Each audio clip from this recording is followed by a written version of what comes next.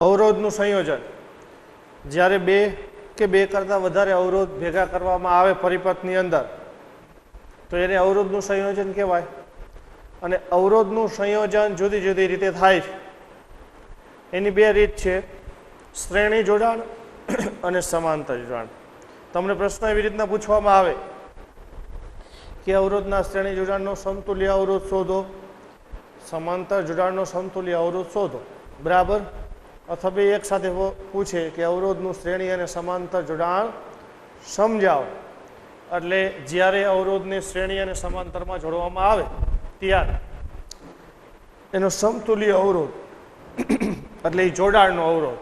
તમે 5 અવરોધ શ્રેણીમાં જોડ્યા હોય તો 5 અવરોધ ભેગા કરો તો કેટલો અવરોધ થાય? સમતુલ્ય અવરોધ. તમે 4 અવરોધ છે સમાંતરમાં જોડ્યા હોય, 4 અવરોધ છે એને ભેગા કરી તો કેટલો અવરોધ થાય સમાંતરમાં? એ સમતુલ્ય અવરોધ. એટલે એ સૂત્ર મેળવવાનું પૂછવામાં આવે પણ, બરાબર.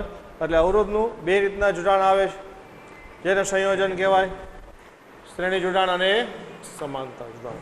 તો પહેલા આપણે વાત કરી શ્રેણી જોડાણની.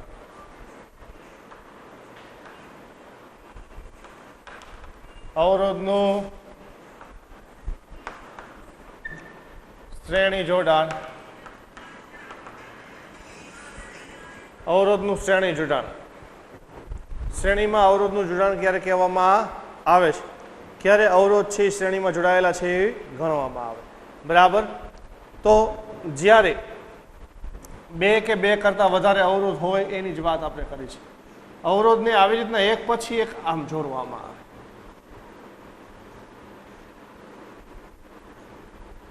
આ એક અવરોધ છે R1, એને વારા ફરતે એક જ હારની અંદર એક પછી એક જોડવાનો.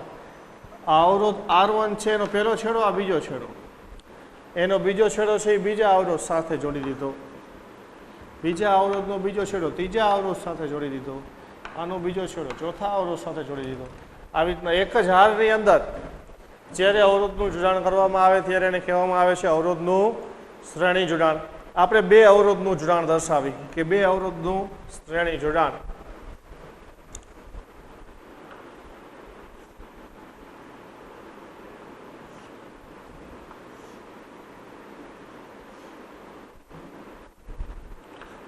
A અને B બિંદુ વચ્ચે બે અવરોધ R1 અને R2, આનું આપણે શ્રેણી જોડાણ કહીએ.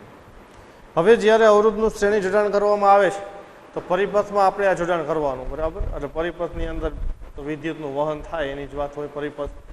તો આમાંથી વિદ્યુતનું વહનની વાત કરી તો તમે જો આમાંથી વિદ્યુતનું વહન કરવું હોય ને તો તમારે આને બેટરી સાથે જોડાણ કરવું પડે. એટલે બેટરી સાથે કેનું જોડાણ કરવાનું? A અને B છેડાનું. આવી રીતના જો કે આ એ છેડો છે, આ અવરોધ R1 આપણે દર્શાવ્યો, આ અવરોધ R2, આ છેડાને કીધું આપણે A, આને કીધું આપણે B.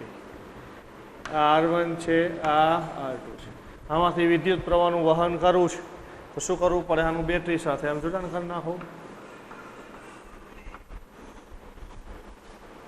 એટલે પરિપથમાં જોડાણ થઈ ગયું. એટલે વિદ્યુતનું વહન થાય. વિદ્યુતનું વહન જો આવી રીતના બેટરી જોડો તો પ્લસથી માઇનસ તરફ ધનમાંથી પ્રવાહ નીકળે અને ઋણ ધ્રુવમાં દાખલ થાય તો વિદ્યુતનું વહન થાય. તો ચાલો, આ જે બે અવરોધ છે, બે અવરોધને આટલો વોલ્ટેજ આપણે લાગુ પાડ્યો, બેટરીનો જેટલો વોલ્ટેજ હોય એટલો લાગુ પાડ્યો કહેવાય. આ વોલ્ટેજ તમને ક્યાં લાગુ પાડ્યો છે? તો A અને B વચ્ચે. એટલે A અને B વચ્ચે તમને સ્થિતિમાનનો તફાવત આટલો કહેવાય V. એના કારણે બે અવરોધમાંથી પ્રવાહ પસાર થયો. તો આમાંથી પસાર થતો પ્રવાહ આમ દર્શાવું. જો ખાલી હું વિદ્યુતનું વહન જ દર્શાવીશ, હું બેટરી નહીં દર્શાવું, હું ફક્ત આટલો જ વિભાગ દર્શાવીશ. પણ પરિપથમાં જોડ્યા પછીનો આટલો વિભાગ એટલે તમારે સમજી જવાનું, જો બેટરી જોડી હોય તો આટલા વિભાગમાંથી આમ પ્રવાહ પસાર થાય અને આ બે છેડા વચ્ચે વિદ્યુત સ્થિતિમાનનો તફાવત. હાલો, વિદ્યુતનું વહન થાય છે તો પસાર થતો પ્રવાહ I. બે અવરોધમાંથી એક જ સરખો પ્રવાહ પસાર થાય છે. કેમ? તો એનું કારણ એવું છે કે વિદ્યુતના વહન માટેનો એક જ માર્ગ છે. જો તમે પરિપથમાં જુઓ ને તો જો અહીંયાથી વિદ્યુત પ્રવાહ છે એમ જાય, વિદ્યુતનું વહન આ એક માર્ગે જ થાય. એમાંથી 2-3 ફાટા પડતા હોય ને તો પ્રવાહ વેચાઈ જાય, વધારે ઓછો થાય. પણ વિદ્યુતના વહનનો એક જ માર્ગ છે એટલે એક માર્ગે તો બે અવરોધમાંથી એક સરખો જ પ્રવાહ પસાર થાય છે. એટલે બંને અવરોધમાંથી એક સરખો પ્રવાહ પસાર થાય તો એક મુખ્ય ગુણધર્મ આવ્યો પાછો શ્રેણી જોડાણનો કે જ્યારે અવરોધનું શ્રેણી જોડાણ કરવામાં આવે ત્યારે બધા અવરોધમાંથી એક સરખો જ પ્રવાહ પસાર થાય. 5 અવરોધનું જોડાણ કરો, 4 અવરોધનું જોડાણ કરો કે 2 અવરોધનું, શ્રેણી જોડાણમાં દરેક અવરોધમાંથી પસાર થતો પ્રવાહ સરખો. પણ હા, શ્રેણી જોડાણની અંદર દરેક અવરોધના 2 છેડા વચ્ચેનો વોલ્ટેજ સરખો હોય અથવા ન પણ હોય, જે યાદ રાખજો. શ્રેણી જોડાણમાં પ્રવાહ સરખો હોય, બધામાંથી એક સરખો પ્રવાહ પસાર થાય, પણ બધાના 2 છેડા વચ્ચેનો વોલ્ટેજ સરખો ન હોય. કેમ ન હોય? તો જો સમજી લો કે પહેલો અવરોધ છે R1, એમાંથી કેટલો પ્રવાહ પસાર થાય છે I. તો આના 2 છેડા વચ્ચે વોલ્ટેજ તમને મળે ઓહમના નિયમ પ્રમાણે પ્રવાહ ગુણ્યા અવરોધ. તો આના 2 છેડા વચ્ચેનો વોલ્ટેજ એટલે આટલો વોલ્ટેજ, એક છેડો આ, એક છેડો આ, 2 વચ્ચેનો વોલ્ટેજ હું કહી દઉં V. કેટલો હોય પ્રવાહ ગુણ્યા અવરોધ એટલે આટલો ન હોય IR1. હવે આ બીજો અવરોધ છે, એના 2 છેડા વચ્ચેનો વોલ્ટેજ, તો પહેલો છેડો આ છે, બીજો છેડો આ છે B બિંદુ, એના 2 છેડા વચ્ચેનો વોલ્ટેજ એને કહી દઈએ આપણે V2. કેટલો મળે પ્રવાહ ગુણ્યા અવરોધ. તમને દેખાય છે બેમાંથી પસાર થતો પ્રવાહ સરખો, પણ આ R1 અને R2 અવરોધ જુદા જુદા હોય તો વોલ્ટેજ સરખો ન હોય. એટલે શ્રેણી જોડાણમાં પ્રવાહ તો સરખો હોય જ, પણ વોલ્ટેજ સરખો હોય અથવા ન પણ હોય. જોજો સમજો કેમ. 2 અવરોધ સરખા હોય તો આ અવરોધ 10 ઓહમ, આ અવરોધ 10 ઓહમ, તો આ વોલ્ટેજ મળે એટલું જ આ મળે જ નહીં. આ 10I થાય, આ 10I થાય. એટલે વોલ્ટેજ સરખા હોય અથવા ન પણ હોય, વોલ્ટેજ વિશે કશું કહી શકાય નહીં. એ તો અવરોધ તમે જે નક્કી કરો એના ઉપરથી ખબર પડે, પણ પ્રવાહ તો એક સરખો છે. તો હાલો 2 અવરોધનું શ્રેણી જોડાણ દર્શાવેલ છે, બંનેમાંથી પસાર થતો સમાન પ્રવાહ I. બરાબર. હાલો તો R1 ના 2 છેડા વચ્ચેનો વોલ્ટેજ, R1 ના 2 છેડા વચ્ચે પોટેન્શિયલ ડિફરન્સ, એને આપણે શું કહીશું V1, વિદ્યુત સ્થિતિમાનનો તફાવત. કેટલો છે લખ્યો છે મેં IR1. પછી બીજો અવરોધ R2. હાલો તો R2 ના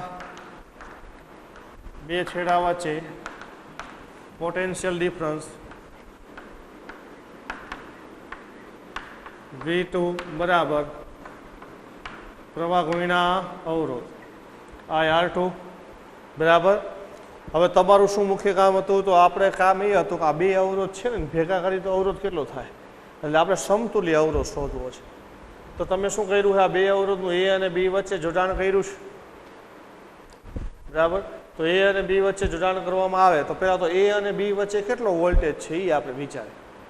તો A અને B વચ્ચેનો વોલ્ટેજ જો મેં બાજુમાં આકૃતિ દર્શાવી, A અને B વચ્ચેનો વોલ્ટેજ એટલે A અને B વચ્ચે કેટલા વોલ્ટની બેટરી જોઈડી છે? તો 20 વોલ્ટની, 10 વોલ્ટ, 15 વોલ્ટ, 20 વોલ્ટ. આ બેટરીનો જેટલો વોલ્ટેજ હોય એટલે આ 2 વચ્ચે મળે.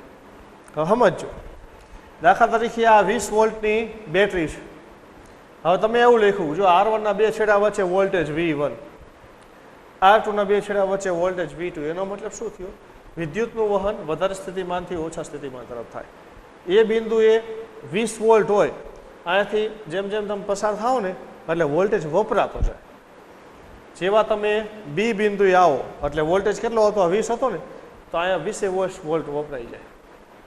એટલે દાખલા તરીકે અહીંયા 20 વોલ્ટ હોય તો અહીંયા આમ જાઓ એટલે ઘટતો જાય, અહીંયા પહોંચો ને 0 થઈ જાય. તો જ A અને B વચ્ચેનો વિદ્યુત સ્થિતિમાનનો તફાવત 20 થાય ને. આનો વોલ્ટેજ 20, આનો 0, 20માંથી 0 બાદ કરો એટલે 20 વોલ્ટેજ.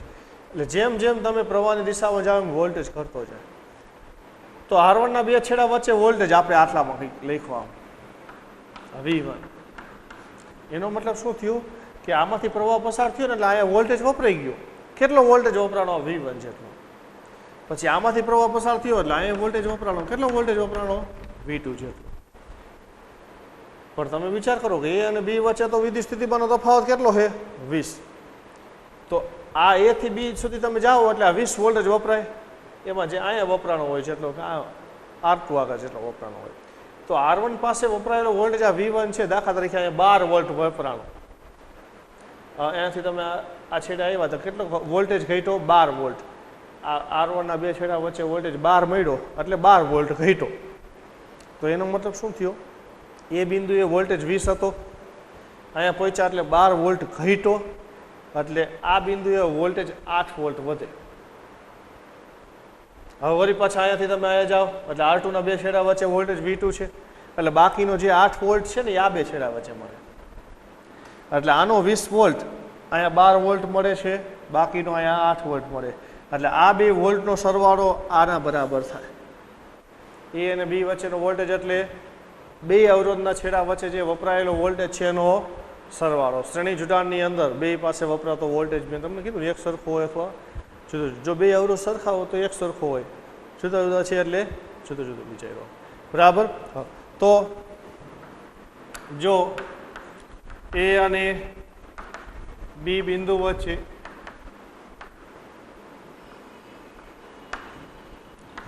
પોટેન્શિયલ ડિફરન્સ V હોય તો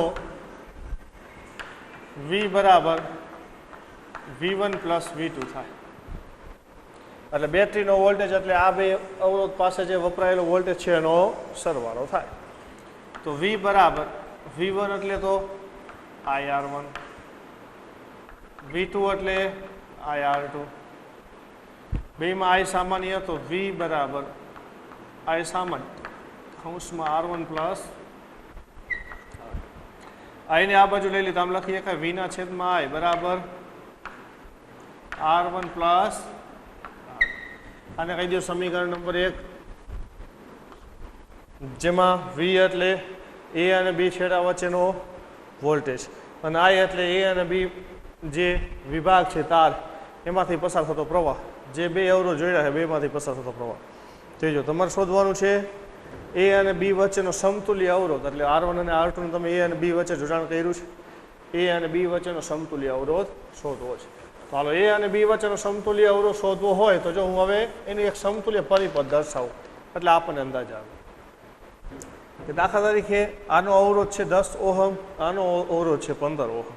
બેને ભેગા કર્યા અવરોધ થયો 20 ઓહમ કે 25 ઓહમ કે 30 ઓહમ. કંઈક અવરોધ થાય છે તો આપણને ખબર નથી, એ શોધવાનું. તો એક કામ કરો, હાલો બેને ભેગા કરીએ એટલે કંઈક અવરોધ તો થાય ને, એટલા મૂલ્યનો અવરોધ હું આ A અને B વચ્ચે આમ છોડી દઉં. આ A છે અને આ B છે. આ R1 અને R2 ને ભેગા કરવાથી જેટલો અવરોધ થાય છે સંયોજનનો એટલો અવરોધ હું અહીંયા જોડી દઉં. એને કહી દઉં R ઇક્વિવેલેન્ટ, એટલે સમતુલ્ય અવરોધ. એ R ઇક્વિવેલેન્ટ એટલે R1 R2 ને ભેગા કરવાથી મળતો અવરોધ, એ આપણને નથી ખબર એ કેટલો છે એ શોધવો. બરાબર. એટલે મેં શું કર્યું કે બેને ભેગા કરો એટલે બેના અવરોધ આવી ગયા. તો બેના અવરોધ આવી ગયા એવો અવરોધ છે આ. એટલે આની અંદર અલગ બે અવરોધ છે, એટલે હવે બે અવરોધ અલગ અલગ દર્શાવ્યા ને એની જગ્યાએ આવી રીતના ભેગા દર્શાવી દો તો એક જ કહેવાય. એટલે આકૃતિ 1 જે આ દર્શાવી છે એ, અને આ બીજી મેં આકૃતિ દોરી છે એ, આ આકૃતિ 2 છે ને એ આકૃતિ 1 ની સમતુલ્ય પરિપથ કહેવાય. સમતુલ્ય એટલે પેલો પરિપથ અને બીજો પરિપથ એક સરખો જ છે, પણ આપણે જોયું તો એક સરખો દેખાતો નથી. ઓલામાં બે અવરોધ દોર્યા છે, આમાં એક અવરોધ દોર્યો. બરાબર. પણ કહેવાનો મતલબ ઓલા બે અવરોધ ભેગા કરો ને જેટલો અવરોધ થાય ને એ આમાં દોડ નાખ્યો યાર. એટલે બે પરિપથ એક સરખા જ છે.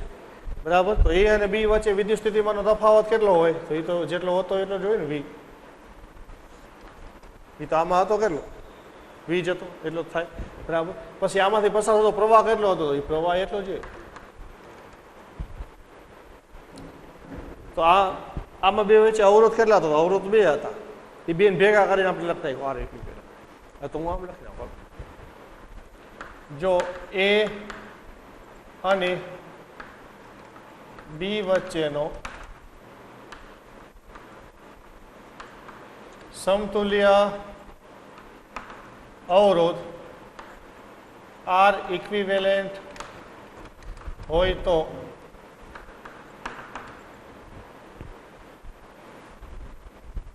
આકૃતિ 2 પરથી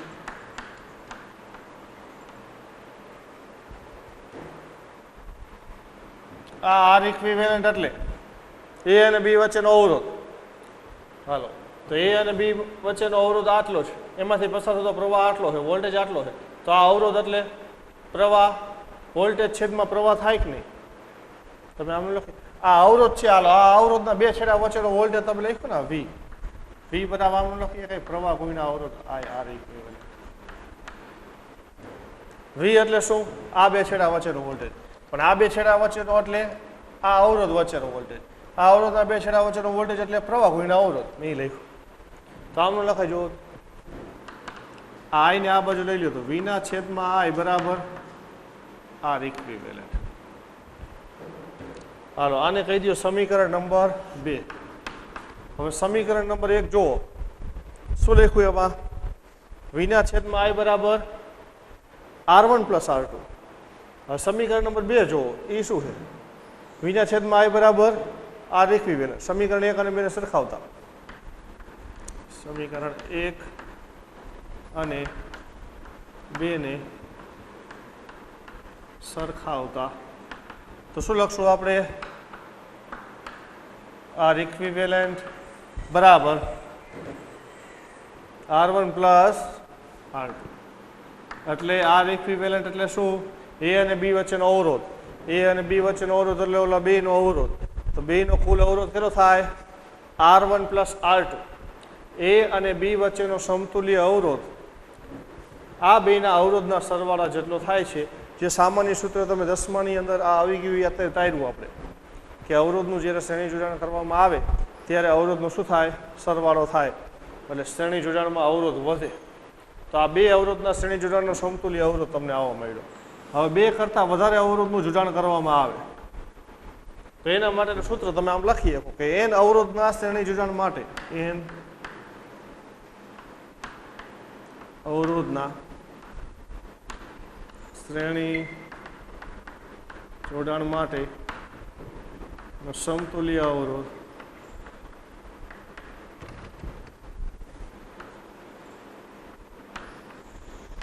R ઇક્વિવેલન્ટ બરાબર n અવરોધનો સરવાળો R1 plus R2 plus R3 plus dash dash dash R.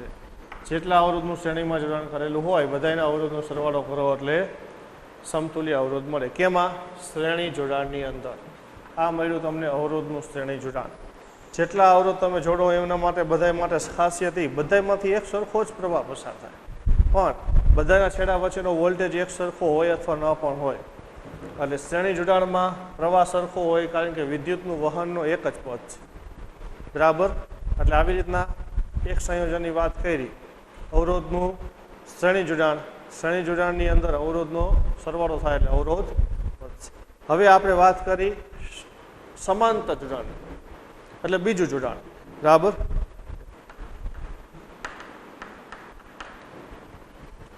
તો સમાંતર જોડાણ ક્યારે કહેવામાં આવે?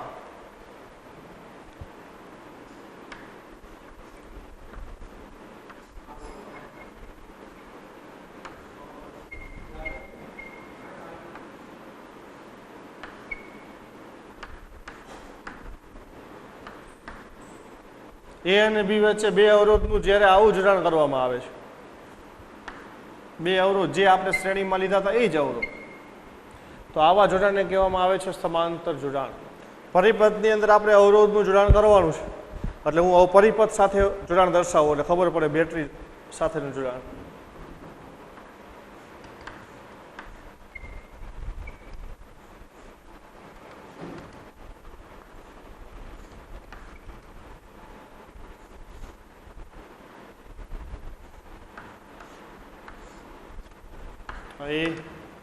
આ B R1 અને R2 આ પરિપથ સાથેનું જોડાણ. A અને B વચ્ચે તમારે ખાલી બેટરી જોડવાની છે. તો બેટરી જોડ્યા પછી વિદ્યુતનું વહન પ્લસ થી માઇનસ તરફ એ બિંદુ પાસે જંકશન બને છે. અહીંયાથી વિદ્યુત પ્રવાહ વહેંચાય. જો થોડોક આ માર્ગે જાય, થોડોક આ માર્ગે જાય, થોડોક પ્રવાહમાંથી પસાર થાય, થોડોક પ્રવાહમાંથી પસાર પાછો આ પ્રવાહ અહીંયા ભેગો થઈ જાય. જો વળી પાછો આમાં દાખલ થાય.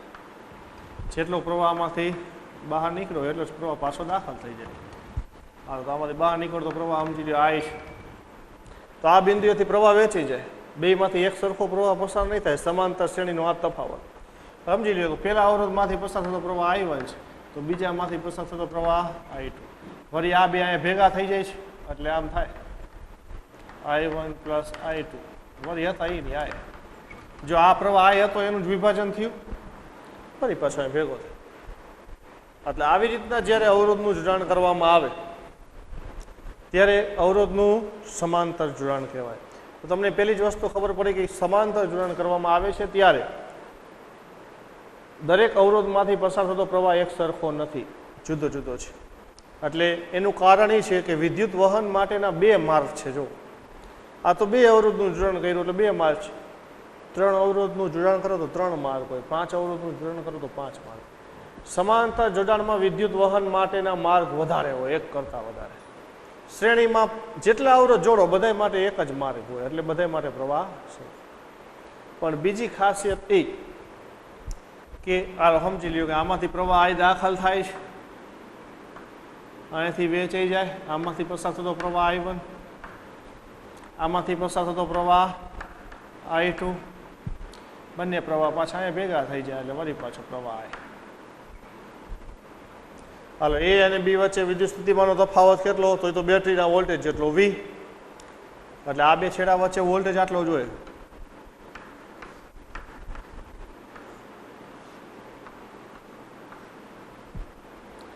તો સમાંતર જોડાણની ખાસિયત એ, સમાંતર જોડાણની અંદર દરેક અવરોધના બે છેડા વચ્ચેનો વોલ્ટેજ સરખો હોય.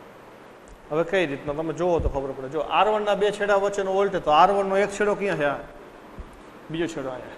તો આ બે છેડા વચ્ચેનો વોલ્ટેજ લેવાનો પ્રવાહ કોઈનો અવરોધ છે. હવે R2 ના બે છેડા વચ્ચેનો વોલ્ટેજ લેવો તો R2 નો એક છેડો ક્યાં છે? બીજો છેડો અહીંયા. તો આ બે છેડા વચ્ચેનો વોલ્ટેજ છે એ R1 નો ગણાય ને આ બે છેડા વચ્ચેનો વોલ્ટેજ R2 નો ગણાય. તો R1 અને R2 ના બે છેડા વચ્ચેનો વોલ્ટેજ સરખો છે. યુવરાજ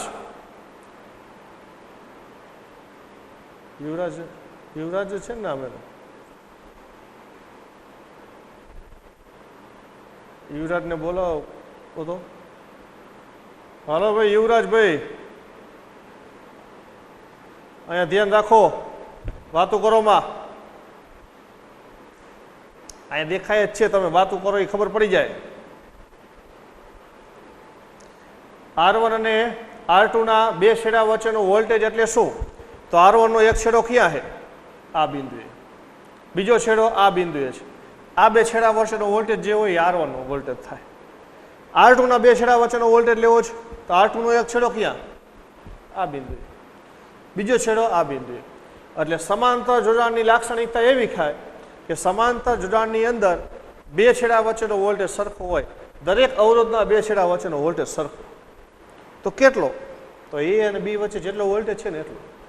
જેવી રીતના કેમ શ્રેણી જોડાણમાં દરેકમાંથી પસાર થતો પ્રવાહ સરખો હતો, કેટલો? તો A અને B વચ્ચે જેટલો પ્રવાહ પસાર થાય I, બધામાંથી એક સરખો પ્રવાહ. તો A અને B વચ્ચે વોલ્ટેજ આ V છે ને, તો આ R2 ના બે છેડા વચ્ચે વોલ્ટેજ આટલો જ મળે. આ વોલ્ટેજ એ V જ કહેવાય. અને આ વોલ્ટેજ ઉપરનો નીચેનો આ બે છેડા વચ્ચેનો વોલ્ટેજ V જ હોય. આ બે છેડા વચ્ચેનો વોલ્ટેજ એ જ આ બે છેડા વચ્ચેનો વોલ્ટેજ. કેમ એવું થાય? તો જો વચ્ચે વોલ્ટેજ ઘટે નહીં. વોલ્ટેજ ક્યાં ઘટે? જે અવરોધ આવે ત્યાં. તો અહીંયા તમે હજી અવરોધ તો અહીંયા દર્શાવ્યો એટલે અહીંયા વોલ્ટેજ ઘટે. અવરોધ અહીંયા દર્શાવે, અહીંયા વોલ્ટેજ ઘટે. હમણાં મેં કીધું ને, આમ તમે જાઓ એટલે પ્રવાહની દિશામાં વોલ્ટેજ ઘટે.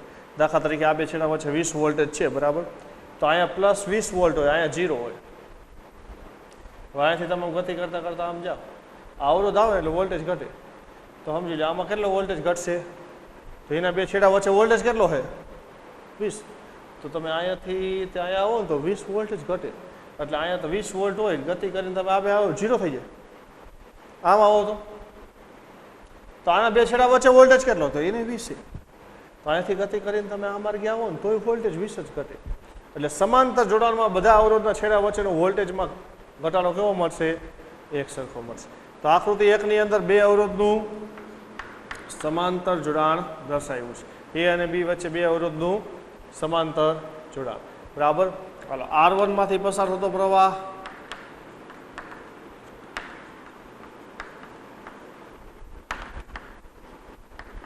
તો ભાઈ I1 છે. અને R2 માંથી પસાર થતો પ્રવાહ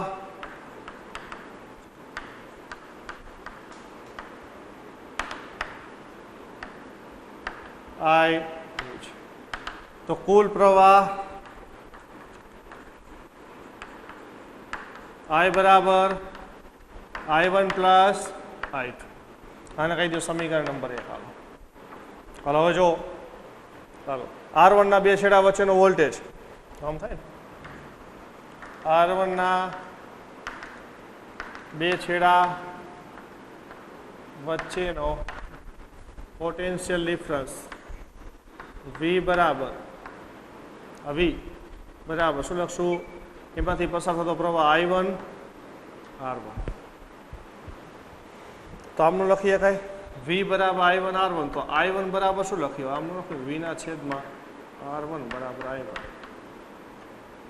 અને કહી દો સમીકરણ નંબર 2 પહેલા અવરોધમાંથી પસાર થતો પ્રવાહ V છેદમાં R V તો સરખા જ છે. હાલો બીજા માટે R2 ના બે છેડા વચ્ચે પોટેન્શિયલ ડિફરન્સ શું લખશું V જ કારણ કે બે માટે પોટેન્શિયલ ડિફરન્સ સરખો છે એટલે V1 V2 નહીં V જ બરાબર R2 માંથી પસાર થતો પ્રવાહ ગુણ્યા અવરોધ R2. હાલો I2 ના સૂત્રનો કરતા બનાવો તો આને આમ લઈ લ્યો એટલે V ના છેદમાં R2 બરાબર શું લખીએ કાંઈ I2 સમીકરણ નંબર 3. હાલો I1 અને I2 ની કિંમત છે ને એ સમીકરણ 1 માં મૂકી દે.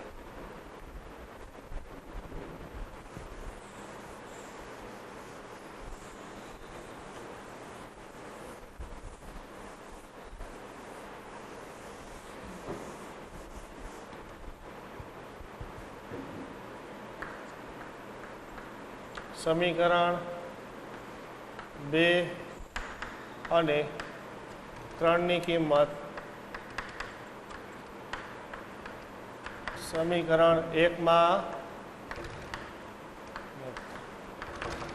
તો શું કરશું સમીકરણ 1 માં કિંમત મૂકી દો તો I બરાબર I1 ની કિંમત સમીકરણ 2 માં V ના છેદમાં R1 પ્લસ I2 ની કિંમત V ના છેદમાં R2 બેમાં V સામાન્ય છે તો I બરાબર V સામાન્ય કૌંસમાં શું વધે 1 ના છેદમાં R1 પ્લસ 1 ના છેદમાં R2. હાલો V ને આ બાજુ લઈ લઈએ તો આમ લખીએ કાંઈ I ના છેદમાં V બરાબર 1 ના છેદમાં R1 પ્લસ 1 ના છેદમાં R2 અને કહી દઈએ સમીકરણ નંબર 4. હાલો આપણે શું કરવાનું હતું તો આ બે અવરોધનો સમતુલ્ય અવરોધ શોધવાનો હતો જેવી રીતના આગળ શોધ્યો. સમતુલ્ય અવરોધ શોધવા માટે વળી પાછું એક પરિપથ સમતુલ્ય પરિપથ દર્શાવી. ચાલો સમતુલ્ય પરિપથની અંદર શું કરવાનું કે A અને B વચ્ચે આ બે અવરોધ જોડ્યા છે એની જગ્યાએ આ બેને ભેગા કરવાથી જે અવરોધ થાય ને એ એક જ અવરોધ જોડવાનો. હાલો જોઈજો હવે સમજજો સમતુલ્ય પરિપથ. ચાલો A બિંદુ આ B હવે A અને B વચ્ચેનો સમતુલ્ય અવરોધ R ઇક્વિવેલન્ટ. એ અવરોધ કેટલો થાય છે એ તો આપણે ગણતરી કરશે એટલે ખબર પડશે. A અને B વચ્ચેનો વિદ્યુત સ્થિતિમાનનો તફાવત તો કેટલો છે V. પસાર થતો પ્રવાહ કેટલો છે એમાંથી કેટલો પ્રવાહ દાખલ થાય જોવો જોઈએ I અને B માંથી એટલો જ પ્રવાહ બહાર નીકળશે જો છે. તો ધારો કે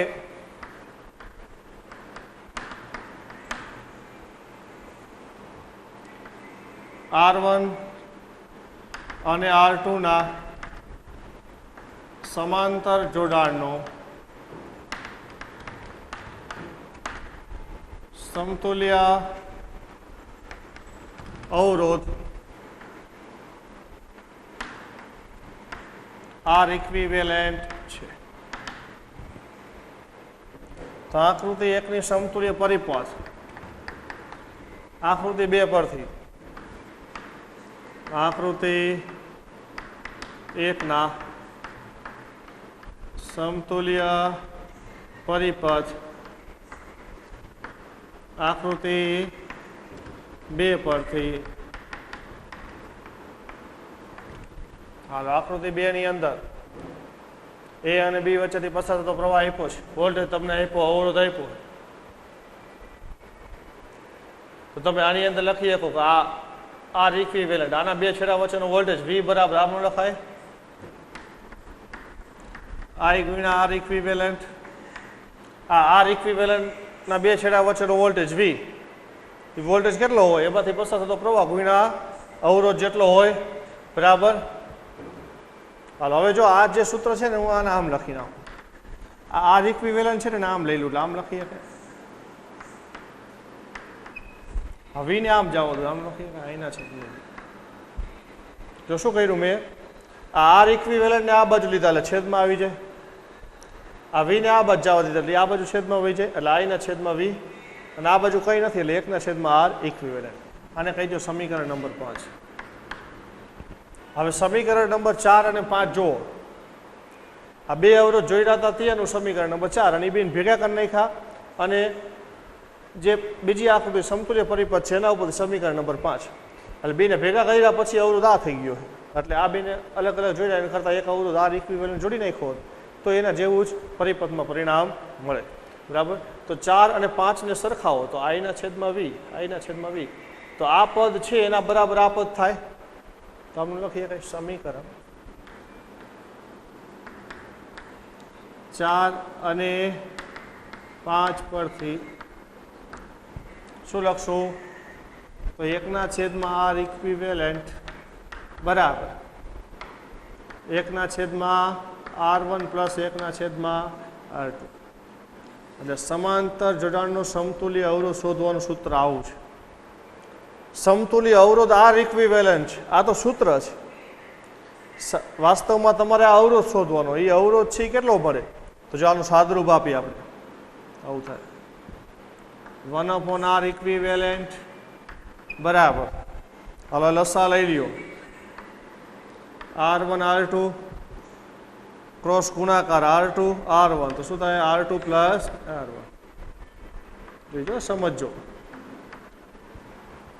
એટલે એકના છેદમાં આર ઇક્વિવેલન્ટ એટલે આ કિંમત થઈ. હવે હું આનો વ્યસ્ત કરી નાખું નામ થઈ જાય આર ઇક્વિવેલન્ટ બરાબર R1 R2 છેદમાં R1 પ્લસ R2 એટલે સમતુલ્ય અવરોધ આ થયું. પણ સમતુલ્ય અવરોધ શોધવા માટેનું સૂત્ર આ છે. આ સૂત્ર છે ને એનો ઉપયોગ તમે સામાન્ય સ્થિતિમાં ન કરી શકાય. કેમ કે દાખલા તરીકે બે અવરોધ માટે આવું થયું તો ત્રણ અવરોધ માટે ઓલું સૂત્ર ન આવે. બે અવરોધ માટે તમે લખી નાખ્યું ને R1 ગુણ્યા R2 બેનો ગુણાકાર છેદમાં સરવાળો. 3 માટે R1 ગુણ્યા R2 ગુણ્યા R3 નહીં આવે છેદમાં ત્રણેયનો સરવાળો. સમતુલ્ય સૂત્ર આ છે એટલે તમારે વ્યસ્ત વાળું સૂત્ર જ લેવું પડે એટલે તમને કિંમત મળે વ્યસ્તની પછી એનો વ્યસ્ત કરી નાખો. આ કિંમત તમને 1/r ઇક્વિવેલન્ટ મળે આ સૂત્ર ઉપર આનો વ્યસ્ત કરી નાખો એટલે આર ઇક્વિવેલન્ટ સમતુલ્ય અવરોધ મળશે. એટલે બે અવરોધના સમાંતર જોડાણનો સમતુલ્ય અવરોધ એમાં વ્યસ્તનો સરવાળો કરવાનો શ્રેણીમાં સીધો સરવાળો કરવાનો બરાબર. હવે n અવરોધ માટે લખવું હોય તો આમ થઈ જાય n અવરોધના સમાંતર જોડાણ માટે સમતુલ્ય અવરોધ 1/r ઇક્વિવેલન્ટ બરાબર બધા અવરોધનો વ્યસ્તનો સરવાળો કરતો જવાનો 1/r1 plus 1/r2 plus 1/r3 plus dash dash dash 1/r4. એટલે તમે આનું સાદરૂપ આપો તો બધાયનો ગુણાકાર છેદના બધાયનો સરવાળો એવું નથી એટલે આવું સૂત્ર મેળવવું અઘરું થઈ જાય. તો બે માટે જ આવું સૂત્ર છે એ ગણતરી સરળ થાય. વધારે પદ હોય ત્યારે એવી ગણતરી થાય છે નહીં. એટલે અવરોધના બે જોડાણ શ્રેણી અને સમાંતર બે જોડાણ માટેનો સમતુલ્ય અવરોધ આપણે મેળવો. જે તમે સૂત્ર તો મેળવી જ લીધું છે એ સૂત્ર છે એ તમારે આગળના ધોરણમાં જ આવી ગયેલું છે બરાબર. પણ અત્યારે આપણે ગણતરી કરીને મેળવું તમારે એના ગુણધર્મ ખાસ યાદ રાખવાના. સૂત્રો તો યાદ જ છે તમને. શ્રેણી જોડાણ હોય ત્યારે બધામાંથી એક સરખો પ્રવાહ પસાર થાય. સમાંતર જોડાણમાં બધાના છેડા વચ્ચેનો વોલ્ટેજ એક સરખો હોય. શ્રેણી જોડાણમાં અવરોધ વધે કારણ કે સરવાળો થાય છે. સમાંતર જોડાણમાં અવરોધ ઘટશે કારણ કે વ્યસ્તનો સરવાળો થાય છે. એટલે બીજી એક લાક્ષણિકતા કે જ્યારે અવરોધનું શ્રેણી જોડાણ કરવામાં આવે બે અવરોધ હોય 3 હોય 4 હોય 5 હોય તો એમાં જેટલા અવરોધ તમે લીધા હોય એમાં જેમાં મોટામાં મોટો અવરોધ હોય એના કરતાંય તમને સમતુલ્ય અવરોધ વધારે મળે. શ્રેણી જોડાણમાં મોટામાં મોટો અવરોધ હોય એના કરતાંય સમતુલ્ય અવરોધ વધારે મળે. સમાંતરમાં જેટલા અવરોધ લીધા છે એમાંથી જે નાનામાં નાનો અવરોધ હોય તેના કરતાં એ સમતુલ્ય અવરોધ ઓછો મળે. જેટલા અવરોધ લીધા હોય, એક 5 ઓહમનો હોય, એક 10 ઓહમનો હોય, 15 ઓહમનો હોય, 25 ઓહમનો હોય, અને સમાંતરમાં જોડી દો તો સમતુલ્ય અવરોધ નાનામાં નાનો 5 ઓહમનો કીધો ને 5 કરતાં ઓછો થાય. એટલે સમાંતર અને શ્રેણીની આ એક લાક્ષણિકતા. બરાબર. એટલે તમને એવી રીતના અલગ અલગ રીતના પૂછશે થિયરીની અંદર કે ભાઈ અવરોધનું શ્રેણી અથવા અવરોધનું સમાંતર જોડાણનો સમતુલ્ય અવરોધ શોધો. એટલે તમારે આર ઇક્વિવેલન્ટનું સૂત્ર છે એ મેળવવાનું. પરિપથ છે એ અને બી બિંદુ વચ્ચે દર્શાવે. હાલો, એ બિંદુ છે,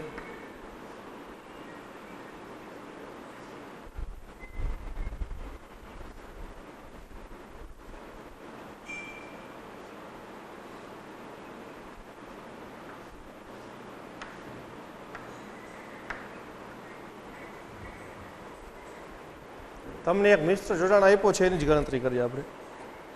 પેજ નંબર 109 ઉપર એક મિશ્ર જોડાણ તમને આપ્યું છે. આ એક અવરોધ R1, આ અવરોધ R2, આ અવરોધ R3. એ અને બી વચ્ચે આવા 3 અવરોધ જોડ્યા, પણ તમે જોવો ખબર પડી જાય જો આ બે સમાંતરમાં છે. બરાબર. હવે આ બે સમાંતરમાં છે તો આ બે સમાંતરનો અવરોધ આવે કે નહીં? આવો આર ઇક્વિવેલન્ટ.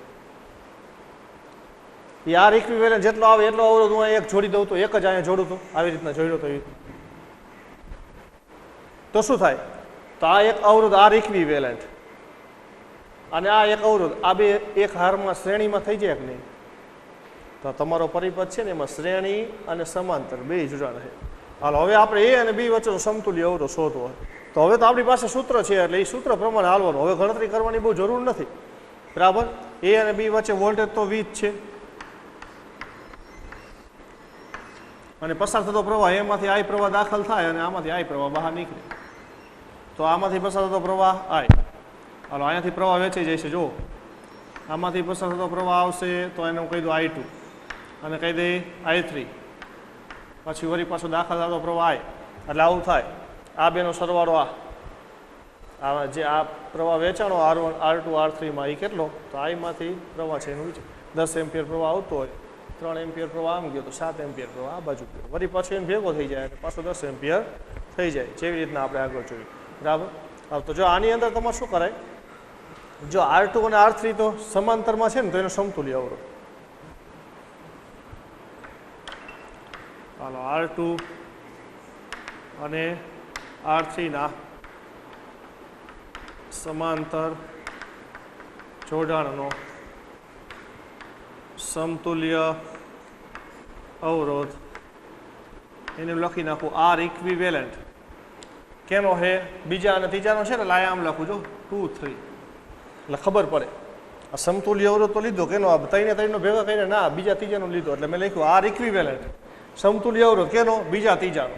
બરાબર. તો બીજા ત્રીજાનું જોડાણ કેવું છે? સમાંતરમાં. તો આમ લખશું 1/r આર ઇક્વિવેલન્ટ 2, 3 બરાબર. વ્યસ્તનો સરવાળો કરવાનો 1/r2 પ્લસ 1/r3. હા, સાદુરૂપ આપી 1/r ઇક્વિવેલન્ટ 2, 3 બરાબર. લસા લઈ લ્યો R2, R3 ક્રોસ ગુણાકાર R3 પ્લસ R2. વ્યસ્ત કરી નાખો તો શું લખશું? આર ઇક્વિવેલન્ટ બીજા ત્રીજાનો સમતુલ્ય અવરોધ બરાબર. આનો વ્યસ્ત કરો R2, R3 છેદમાં R2 પ્લસ R3. ચાલો, બીજા ત્રીજાનો સમતુલ્ય અવરોધ મળ્યો એટલે આ બેને ભેગા કરો ને એનો સમતુલ્ય અવરોધ આવી ગયો. રેડી. આનું આકૃતિ એક કહી દઉં. બરાબર. હાલો, આ બેને ભેગા કર્યો જે અવરોધ આવ્યો છે તો આ બેન જગ્યાએ એક જ અવરોધ દર્શાવી દઉં તો આમનું થઈ જાય. જો આનો સમતુલ્ય પરિપથ હું દોરું. હાલો, એ બિંદુ છે. હાલો, એક અવરોધ. હાલો, આ બેનો સમતુલ્ય અવરોધ જે છે ને હું એક જ દોરી નાખું અહીંયા. આ બી આ અવરોધ R1 એમને એમ. આ બેનો સમતુલ્ય અવરોધ મળ્યો છે એ આર ઇક્વિવેલન્ટ 2, 3. આ બેને ભેગા કર્યા પછી તો અવરોધ જે મળ્યો ને એ અવરોધ હવે હું એક જ દર્શાવ્યો. આ બેને ભેગા કરીને જે અવરોધ મળ્યો એવી રીતના જો. હવે તમે જુઓ તમને ખબર પડે કે એ અને બી વચ્ચે જો આ બેનું તો હવે શ્રેણી જોડાણ છે. તો વળી પાછો તમારે એ અને બી વચ્ચેનો અવરોધ શોધવો છે તો શું કરશો? આ બેનો સરવાળો કરશો. હાલો, તો હાલો R1 અને આર ઇક્વિવેલન્ટ 2 3 ના શ્રેણી જોડાણનો સમતુલ્ય અવરોધ, એને કંઈક નામ આપી દઈએ આર ઇક્વિવેલન્ટ 1 2 3 ત્રણેય ભેગા થઈ જશે ને એમાં, એટલે આર ઇક્વિવેલન્ટ 1 2 3 હોય તો એનું સૂત્ર ત્રણેયને ભેગા કર્યા પછીનો અવરોધ, એને શું કર્યું આપણે 1 2 3 આર ઇક્વિવેલન્ટ સમતુલ્ય અવરોધ, પણ કેનો ત્રણેયનો, એટલે 1 2 3 એવું લખ્યું. તો આપણે આમ લખીએ ને આર ઇક્વિવેલન્ટ 1 2 3 1 2 3 બરાબર. હાલો આ સમતુલ્ય અવરોધ કેનો છે? આ બેનો. આ બેનો તો આ બેનું શ્રેણી જોડાણ છે, સરવાળો કરી નાખો તો આમનું લખાય R1 plus R equivalent 2 3 R1 અને 2 3 નો સરવાળો, આનો સરવાળો, કિંમત મૂકવાનો R1 પ્લસ આ બીજા ત્રીજાનો સમતુલ્ય અવરોધ આર્યો R2 R3 છેદમાં R2 પ્લસ R3. આ તમને મળ્યો ત્રણેયનો સમતુલ્ય અવરોધ. ત્રણેય અવરોધ ભેગા કર્યા સમાંતરના શ્રેણીના બધા થઈ તો સમતુલ્ય અવરોધ આવો થયો. જો સીધું સૂત્ર શ્રેણી સમાંતર બેનું મિક્સમાં સૂત્ર મળ્યું. હવે તમારે આ પરિપથ જે દર્શાવ્યું આમાં તમારે A થી B બાજુ પસાર થતો પ્રવાહ દર્શાવવો હોય તો પ્રવાહ છે તમે આમ લખી શકો.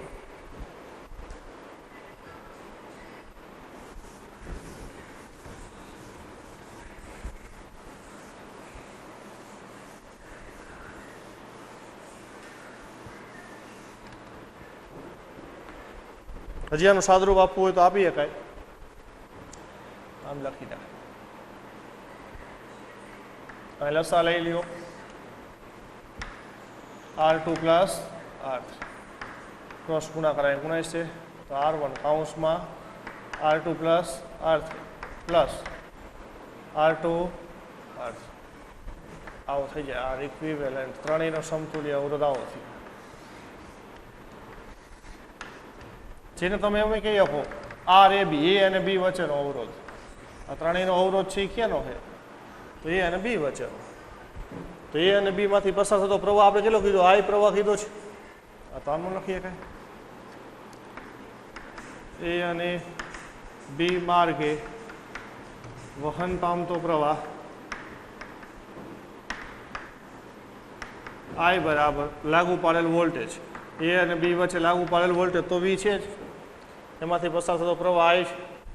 એ અને બી વચ્ચેનો અવરોધ કેટલો? તો આ રહ્યો લખ્યો છો આર ઇક્વિવેલન્ટ ત્રણેયનો ભેગા કર્યા પછીનો મૂકી દો કિંમત વી કૌંસ છેદમાં આ ત્રણેયનો સમતુલ્ય અવરોધ એટલે આ તો R1 કૌંસમાં R2 plus R3 plus R2 R3 છેદમાં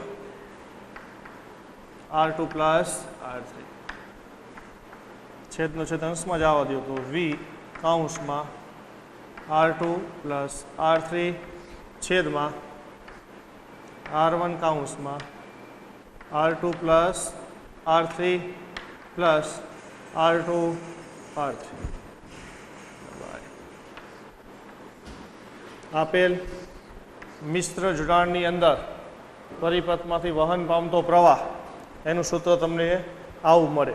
આ સૂત્ર કંઈ યાદ રાખવાનું નથી, પણ જ્યારે તમે દાખલાની અંદર આ જે થિયરીના આગળ પછી આવશે કિર્ચોફનો નિયમ, કિર્ચોફના નિયમ ઉપરથી આ જે ઓહમના નિયમ જે અત્યારે સૂત્ર મેળવી છે એનો ઉપયોગ એમાં આવશે. અને કિર્ચોફના નિયમ ઉપરથી તમારે 3 અને 4 માર્કના દાખલા પૂછાય. પરિપથ ઉપરથી પ્રવાહની ગણતરી, વોલ્ટેજની ગણતરી એવું પૂછાય. એની અંદર તમારે આવી ગણતરી કરવાની આવશે. જ્યાં જ્યાં સમાંતર શ્રેણી જોડાણ આવતું હોય એ પ્રમાણે સૂત્ર લેતું જવાનું, એ પ્રમાણે અવરોધ મળે, એ પ્રમાણે પ્રવાહ મળે, બરાબર. એટલે આ સૂત્ર યાદ નથી રાખવાનું, સૂત્ર તમારે પહેલું યાદ રાખવાનું. આ તમને પૂછાય નહીં કે મિશ્ર જોડાણનો સમતુલ્ય અવરોધ શોધો, એવું પૂછાય છે. પૂછાય છે તમને આ બે થિયરી કે અવરોધના સમાંતર કે શ્રેણી જોડાણનો સમતુલ્ય અવરોધ મેળવો. પણ અવરોધનું એક સાથે શ્રેણી સમાંતર બે જોડાણ હોય તો ગણતરી કઈ રીતના કરવી? તો વારાફરતી પરિપથ હોય ને એના ઉપરથી ગણતરી થાય કે જે આ પરિપથ તમને આવો આપ્યો એમાં આ સમાંતર છે અને આ સમાંતર પછી આવું થઈ જાય આ બે શ્રેણીમાં, તો વારા પરથી પહેલાં સમાંતરનો અવરોધ લઈ લ્યો, અવરોધ લીધો એટલે પછી આનો સમતુલ્ય પરિપથ દોરાય એટલે ખબર પડે. સમતુલ્ય પરિપથ ફરજિયાત દોરવો પડે તો જ તમને છે એ ઓહમનો નિયમ કઈ રીતે પાલન થાય ખબર પડે. એટલે તરત જ ખબર પડી ગઈ જો આ બે શ્રેણી થઈ ગયા, શ્રેણીનું સૂત્ર લઈ લીધું. એટલે વારાફરતી ક્રમશઃ છે તમારે શ્રેણી સમાંતર છે એની ગણતરી કરવી પડે. બરાબર. એટલે આવી રીતના અવરોધના શ્રેણી અને સમાંતર જળનો ઉપયોગ થાય.